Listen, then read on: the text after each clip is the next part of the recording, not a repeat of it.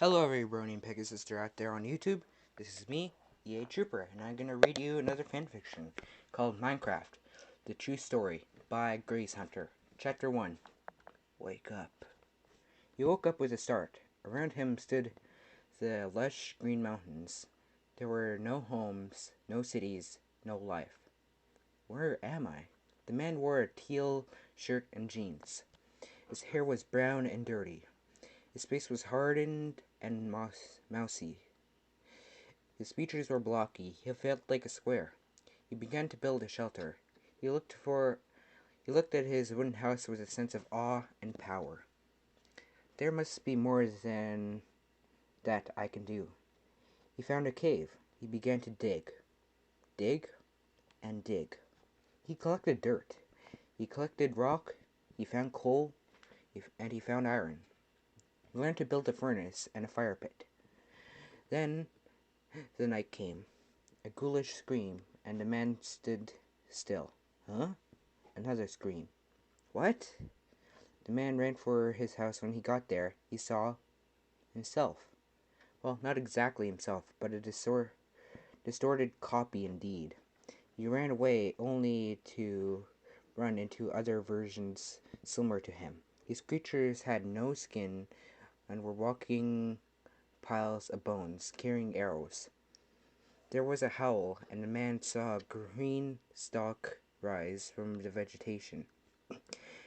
It had really a truly monstrous face. Soon, dark eight-legged spiders began to crawl down from the trees towards him. The man was now hyperventilated as he ran to the house. One of the green stalks hobbled in its way into the man. Boom! The man fell back. He looked and saw his front of his house turned into a crater. And he turned to see the other creatures making their way towards him. He buried himself to hide for the night. Daytime. The man got out of his temporary shelter and began to build again. He fortified the walls with stone and searched for again in the caves. There were more monsters now in the caves. He had tried again and again to stop the horde, but they kept growing. Then one day he fell into a crevice near the cave wall. Instead of was a cage with a flaming tongue sticking and slithering around it. It like some slimy animal. A proof of smoke, and the monster came out. The man had a torch in hand. Without thinking, he placed it. The flames died out. The monster stopped spawning. With a new light, the man saw a chest he never made and a room composed of stone that he never placed. He crept to the chest. He found iron and apples, coca, and a disc. He didn't know what to do with it, as it was damaged, but he decided to keep it. Days turned to months, and months turned into years. The man learned a lot about survival and food. His house was now a mansion, with a garden was decorated with sculptures he made. He was his own world and his own leader. One day, while looking in many chests, the man saw a disc. The mind traveled back in time as he discovered that strange stone sculpture. He found a juice box and placed it in.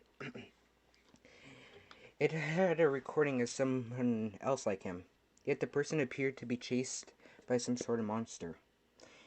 He had to be panting and coughing, and suddenly the creature picked up scent and gave chase. The recorded ended that way. The next night, the world the man knew grew less and less. The trees were no longer luscious green.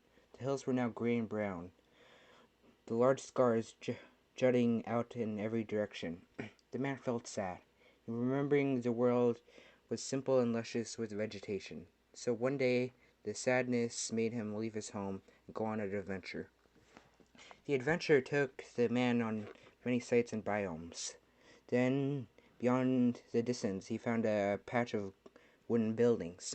The man felt joy knowing that he was not alone anymore. He ran to the village, only to find inhabitants nothing like him. They were bald with large noses. If anything would describe them, the man thought that they reminded him of mollusks he often saw in the lake. He tried to talk, but he was met with silence. The man sighed. He dragged himself out of the village and onto his way home. The man was too sad to see the large split in the field. He fell. The darkness overtook him. The man woke up to see a sculpture he had only heard about in distant memories. Two wooden poles, supported by a larger block that held against the ceiling of stone. The distorted track lay ahead of him. The man followed it. He placed a few torches, and soon he couldn't find his way back. The place was a maze of wood and cave-ins. Once or twice he met a spider or two. He ran into a nest. Then he saw a wood change to stone as he found himself staring at a fountain of water. The stone was supported. The stone that supported it was old and had moss on it. It wasn't cobble, but rather fine stone blocks. A tiny light peeked out from the corridor ahead.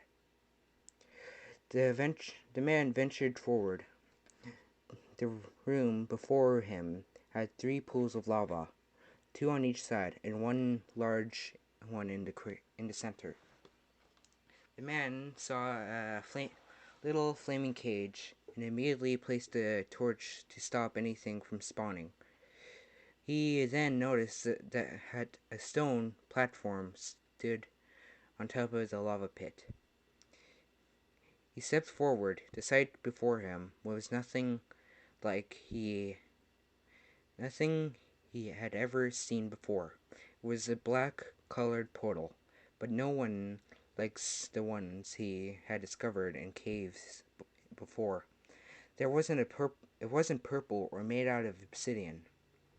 The rock around the portal had yellow color with a green top.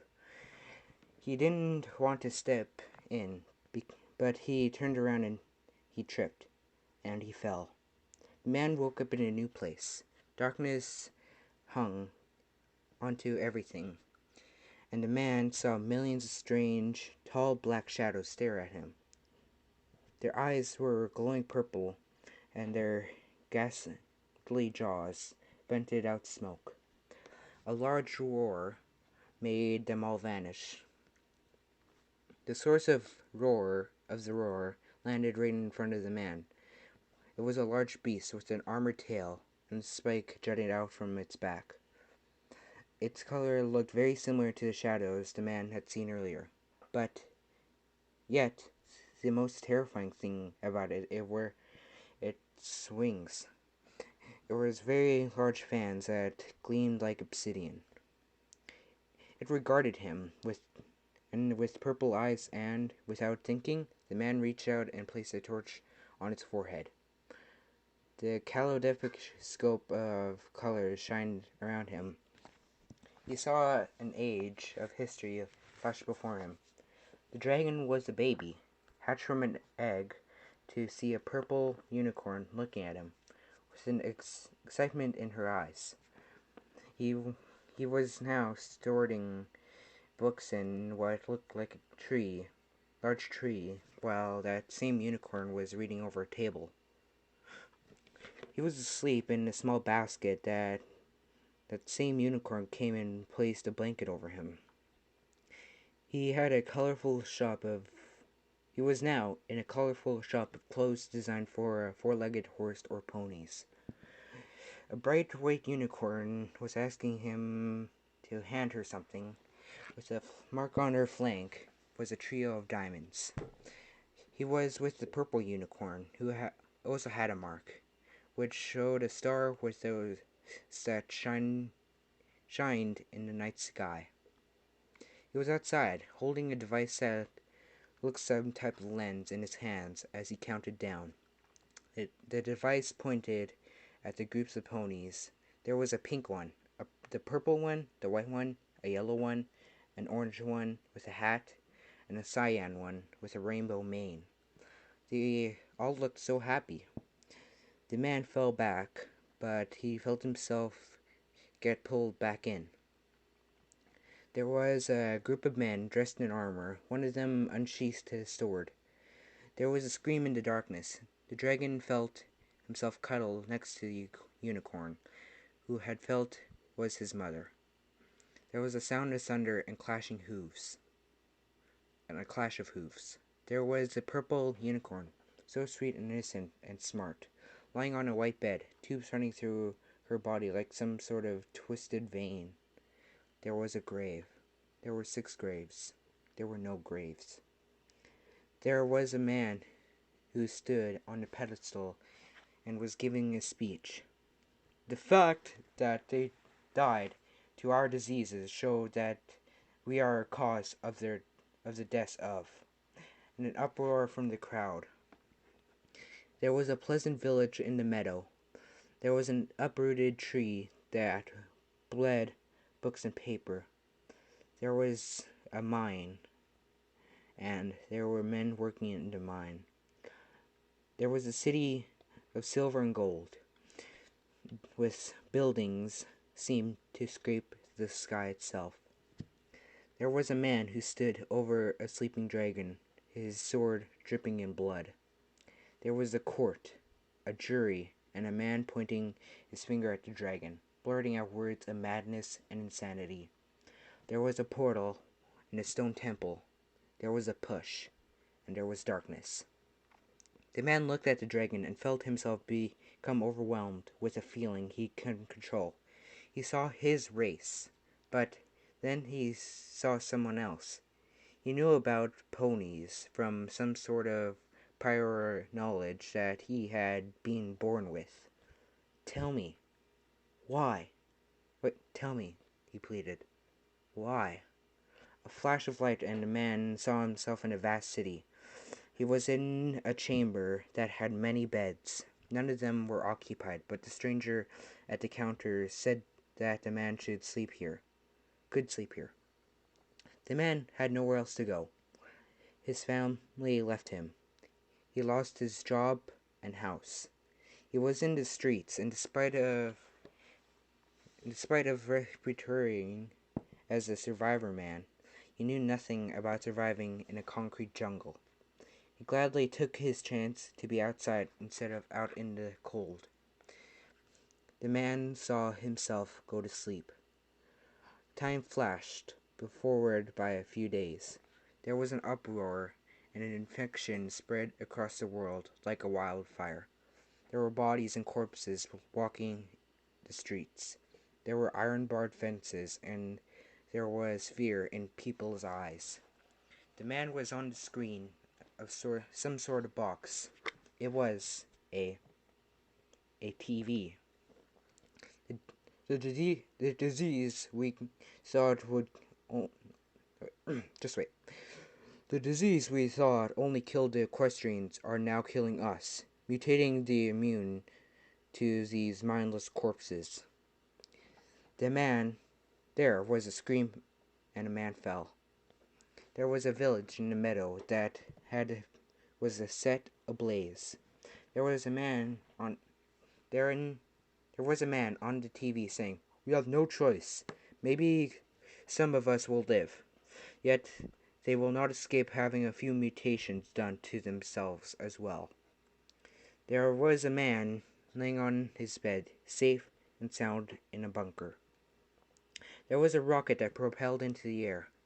There was a city of silver and gold that collapsed under a mushroom cloud. There was a planet that woke up in the hatred towards the man, and a mutation that allowed us to explode in its fury. There was a man who there there was a man who woke up and saw a beach ahead of him. There was a man who cried. There was a man who drank something to forget what was once there. There was a man.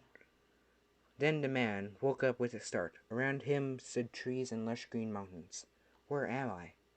His light flashed, and he was back at to staring at the dragon. The dragon's eyes seemed to speak in a voice of thunderous fury. He said, speaking aloud, "For years your kind has come here to slay me, and when you slayed yourselves, I was alone in this world. I made myself a companions, but they shy away from me all the time. There are versions of you who brought the end to me, and all I cared for you who robbed the land of her riches to use for yourself, you who call the monsters outside monsters when you haven't even taken a good look at yourself. What do you have to say?" The man was silent, only spoken a few times, that had to himself. He thought of the monsters had seen and how in the darkest moments of his life he had found a way to make it through. He felt all his memories that lay dormant in his mind erupt. The man spoke. I don't know why. I don't know why it happened and how it happened, but for all of us, and from one ancient to another, I want to say, I'm sorry. Sorry for what happened. Sorry for letting it happen. Sorry for making it happen. Sorry for not doing anything after it happened. The dragon looked at the man with eyes that shadow the millennia of secrets and wisdom. He pulled out an egg magically out from his clawed hands. Take it. I want it before your kind destroys my city. Use it to start the cycle again. Maybe when we die and regenerate in the future, we will not meet as enemies, but as friends. The man found himself levitating before he was pulling into the portal. He was on the path that he built to his house. The sun was shining. The man walked towards his house. Somewhere below the rotting earth, a dragon was watching his room collapse.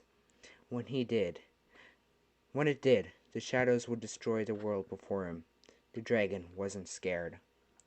He didn't know why, but he had some sort of feeling that the end everything was going to be all right.